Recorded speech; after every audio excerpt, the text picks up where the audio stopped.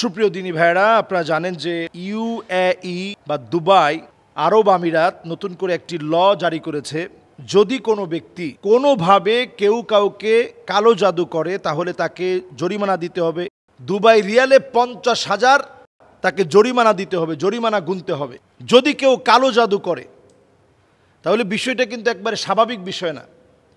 আপনাদের এখানেও অনেকগুলো প্রশ্ন এসেছে কালো জাদু সম্পর্কিত। কালো জাদু নিয়ে আমি অনেক লেকচারে অনেক কথা বলেছি। অনেকেই কালো জাদু নিয়ে কথা বললে অনেক জায়গায় আমাদেরকে লেখে যে এই 2025-এ এসে কালো জাদুর কথা চিন্তা করেন কেমনে। সেদিন দেখলাম বাংলাদেশের প্রখ্যাত একজন জাদুকর, সে পর্যন্ত কালো জাদুর বিরুদ্ধে বলতেছে যে কালো জাদু বলতে কিছু নাই, এগুলো ভুয়া কথা।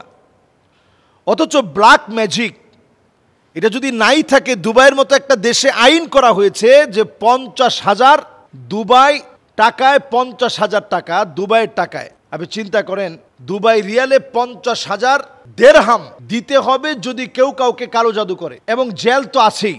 যদি ওই লোকটার কারণে কেউ মরে যায়, এটা প্রমাণ হয়, তাহলে ওই লোকটাকেও মৃত্যুদণ্ড দেওয়া হবে। এজন্য নবী আলাইহিস সালাতু ওয়াস সালাম পরিষ্কারভাবে বলেছেন, হাদ্দু সাহিরি দরবাতুম বিসাইফ। বাংলাদেশের রন্ধ্রে রন্ধ্রে এখন এই কালো জাদুটা ছড়িয়ে পড়ছে। এজন্য এখনই সময় সজাগ হওয়ার। প্রত্যেকের জায়গা থেকে সজাগ সচেতন হন, এবং আমল হিসেবে সূরা ইখলাস, সূরা ফালাক, সূরা নাস ফজরের পরে 3 বার করে পড়ুন, সিরিয়াল মেনটেন করে। জোহরের সময় একবার করে পড়েন, আসরের পরে একবার করে পড়েন, মাগরিবের পরে 3 বার করে পড়েন, এশার পরে একবার করে পড়েন। আমি আপনাদেরকে আজকের এই আলোচনায় আপনাদের সবাইকে করজোরে অনুরোধ করব, ঘরগুলোকে অবশ্যই সূরা বাকারার তেলাওয়াত থেকে খালি রাখবেন না। এখন ডিভাইস পাওয়া যাচ্ছে, সারা দিন আনলিমিটেড কোরআন চলবে। প্লাগ ইন কোরআন পাওয়া যাচ্ছে, প্লাগ করলেই কোরআন বেজে উঠবে। যদি সেটা নাও কিনেন, আপনি আপনার মোবাইলের মধ্যে এখন বক্স পাওয়া যাচ্ছে, গান বাজনা বাদ দিয়ে বরং ঘরের ভিতরে একটু কোরআন ছেড়ে রাখেন, একটু কোরআনুল কারীমের তেলাওয়াত ছেড়ে রাখেন। সূরা কাহাফের প্রথম 10টা আয়াত পড়েন, জুমাবারে সূরা কাহাফটা তেলাওয়াত করার চেষ্টা করেন। এই আমলগুলো এখন করার চেষ্টা করেন, সময় এখন। কালো জাদু ইনশাআল্লাহ আপনার কোনো ক্ষতি করতে পারবে না। কালো জাদুর ক্ষতি থেকে বাঁচতে এই আমলগুলোকে সঙ্গী বানায় নেন।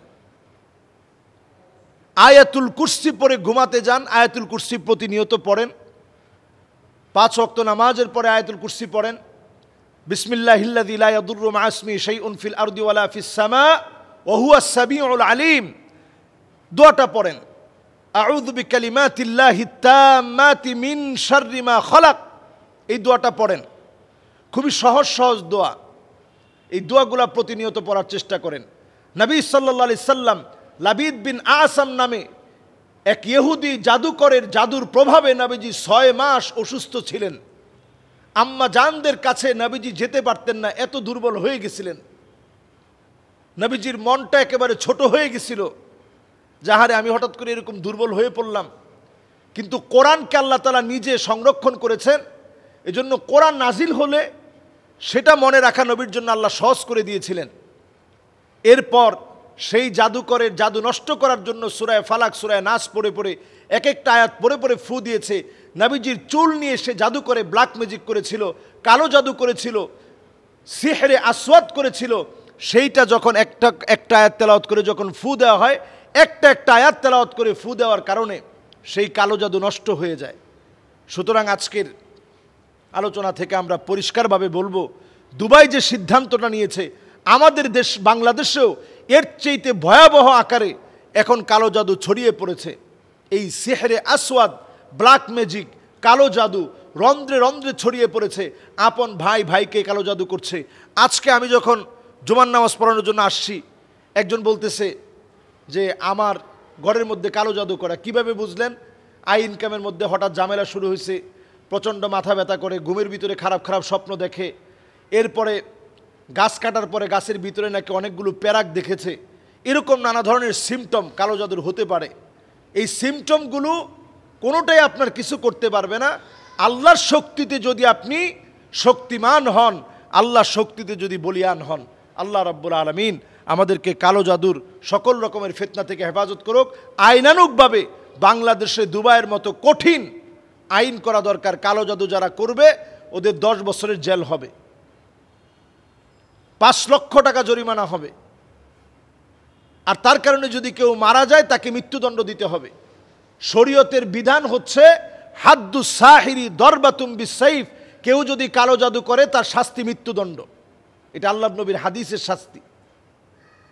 কেউ কালো জাদু করলে শাস্তি মৃত্যুদণ্ড। তাহলে যে কালো জাদু আনতে যাবে তার শাস্তিও মৃত্যুদণ্ড, সহযোগী যারা হবে তাদের শাস্তিও মৃত্যুদণ্ড। ইসলামে কিতালের নিয়মের ভিতরে কেউ যদি কাউকে মারে সহযোগী হয়, সবার জন্য এক আইন প্রযোজ্য হবে, একই আইন একই বিধান প্রযোজ্য হবে। আল্লাহ আমাদেরকে এই ভয়াবহ মৃত্যুর মতো ভয়াবহ, যেটা মানুষের জীবন ধ্বংস করে দেয়, এই কালো জাদুর ভয়াবহতা থেকে আল্লাহ আমাদেরকে হেফাজত করুক। আসসালামু আলাইকুম ওয়া রাহমাতুল্লাহি ওয়া বারাকাতুহু। বাংলাদেশের ঝিনাইদহে একটা কবরস্থানে একটি কবর উত্তর দক্ষিণ থেকে পূর্ব পশ্চিমে হয়ে গেছে। এই বিষয়টা নিয়ে ফেসবুকে ব্যাপক আলোচনা হচ্ছে, আসলে এটা সম্ভব কিনা। এটা আমরা বাংলাদেশে কথিত বিভিন্ন কথার মধ্য দিয়ে, মানুষের বিভিন্ন কথন থেকে এই জাতীয় কথাগুলো অনেক সময় ফুটে ওঠে, যেটা বাস্তব পক্ষে গিয়ে খোঁজ নিলে দেখা যায় এর কোনো সত্যতা খুঁজে পাওয়া যায় না। এজন্য আমরা নিরেট এ জাতীয় হাবিজাবি কোনো তথ্য শুনে এগুলোকে সত্য মনে করার কোনো সুযোগ নেই। কাফা বিল মারই কাযিবান আইয়ুহাদ্দিসা বিকুল্লি মা সামিআ, এটাই আপনার জন্য যথেষ্ট যে আপনি মিথ্যাবাদী।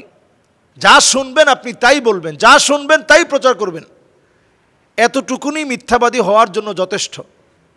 তা আমরা এটা অনেক সময় মনে করি যে বাংলাদেশে কোনো পীরের কবর হঠাৎ করে উত্তর দক্ষিণ থেকে উনি পূর্ব পশ্চিমে চলে গেছে। এমনও পীরের নাম শুনছি উনি নাকি বলেই গেছে যে আমার কবরটা পূর্ব পশ্চিমে দিও। তো মুরিদানরা চিন্তা করছে যে আজীব ব্যাপার, কবর আবার পূর্ব পশ্চিমে দেয় কেমনে? কবর তো উত্তর দক্ষিণে দিতে হবে। তো পীর সাহেব হুজুরের কবরটা উত্তর দক্ষিণে দেওয়া হলো। মানুষ ঘুমের থেকে উঠে দেখে পীর সাহেব হুজুরের কবর পূর্ব পশ্চিমে চলে গেছে। তো ঝিনাইদহের কবরের বিষয়ে ওইরকম বাস্তব কোনো তথ্য কেউ স্বচক্ষে দেখছে এরকম কোনো প্রমাণ নাই। এগুলো অনেক সময় মানুষের একটা আকর্ষণ অর্জন করার লক্ষ্যে এই জাতীয় কর্মকাণ্ড তারা নিজেরা ঘটাতে পারে। গটিয়ে বিশাল ধরেন 10-20 বছর তারা এই সময়টাকে, 40 বছর তারা ধরেন এটাকে পুঁজি হিসাবে কাজে লাগালো যে 40 বছর পরে আমার পীরের কারামতি প্রকাশ করতে হবে। তো 40 বছর পরে হঠাৎ একদিন বলল যে তিনি স্বপ্ন দেখাইছেন যে খবরদার আমার কবর কিন্তু পূর্ব পশ্চিমে আছে, এটাকে উত্তর দক্ষিণে নেওয়ার চেষ্টা করবা না, কারণ আমার পায়ের নিচে কোনো একজন বুজুর্গ আছে। তো কোনো একজন বুজুর্গের এখানে পা চলে যাবে, এমন অন্যায় করা যাবে না, খবরদার, এই জন্য আমার কবরটা যেমনে আছে এমনি রাখতে হবে। এই ধরনের ডাহা অযৌক্তিক কথা বলে নানাভাবে মানুষের অনেক সময় ইন্টেনশন আশা করে অনেকে। এই ব্যাপারে সতর্ক থাকা এটা আমাদের ইমানই দায়িত্ব। যদি কবরের বিষয়টা এমনই হতো, সাহাবায়ে কেরামের কবরের দিকে আপনি তাকায় দেখেন, আপনি গিয়ে দেখবেন কোনো চিহ্ন নাই, সাহাবায়ে কেরাম শুয়ে আছেন, কোনো চিহ্ন নাই। আর আমার দেশে সাধারণ একজন কোনো রকম যদি কাপড় চোপড় না থাকে, এই লোকটার মাজারও যেরকম কায়দায় বড় হয়, অথচ সাহাবায়ে কেরামের কবরের মধ্যে গেলে মনে হয় এই কবরের মধ্যে তো একদিন আমাকে ঘুমাতে হবে। আর ওই সমস্ত জাগ জমকপূর্ণ জমকালো এমন আয়োজন থাকে, একবারে বাতি টাতি দিয়ে ভরপুর, ওইখানে গেলে আপনার মৌতের কথা মনে হবে কতক্ষণে। এই জন্য আমরা সতর্ক করব, এই জাতীয় অহেতুক কোনো বিষয় মানুষের সামনে নিয়ে আসলে মানুষ নানাভাবে প্রভাবিত হবে এবং নানাভাবে এটা ফিতনার কারণ হবে। আল্লাহর কাছে আমরা পানাহ চাই এই জাতীয় কোনো ঘটনা যেন না ঘটে, এবং এই জাতীয় কোনো ঘটনার কারণে যেন আমাদের ইমানি সমস্যা তৈরি না হয়, উনাকে অনেক বেশি বুজুর্গ মনে করতে শুরু না করি। কারণ কবরটা এমন এক জায়গা, আন-নাসু ফিল কবরি কাল গারিকি ফিল বাহার, কবরের ভিতরে মানুষ অসহায়, সমুদ্রে সাঁতার না জানলে যেমন অসহায়। সাঁতার জানলে আপনি সমুদ্রের ভিতরে কতক্ষণ টিকবেন? সাঁতার জানলেই আপনি সমুদ্রের ভিতরে কতক্ষণ টিকবেন? আর হাদিসের মধ্যে বলা হয়েছে আন-নাসু ফিল কবরি কাল গারিকি ফিল বাহার, সমুদ্রের ভিতরে সাঁতার না জানলে তো আপনি এক মুহূর্ত টিকতে পারবেন না। সাঁতার জানলেই তো টিকা যায় না। এই কবরের ভিতরে আমল নিয়েই তো মানুষের কোনো উপায় নেই। আর সেখানে আমলহীন মানুষ ভণ্ডামি করে যদি আপনি কবরে যান, আল্লাহর আদালতে কেমন করে জবাব দিবেন? এজন্য আমরা আল্লাহর কাছে পানাহ চাই, এই জাতীয় ঘটনার সূক্ষ্ম তদন্ত করে আলেম উলামাদের সুচিন্তিত মতামতের ভিত্তিতে কবর যদি অন্য দিকে থেকেও থাকে, এটাকে উত্তর দক্ষিণে দিয়ে দেওয়া দরকার, যাতে করে ভণ্ডামির কোনো স্কোপ তৈরি হতে না পারে, ভণ্ডামির কোনো স্কোপ যেন তৈরি হতে না পারে। আল্লাহ আমাদেরকে বোঝার তৌফিক দান করুক।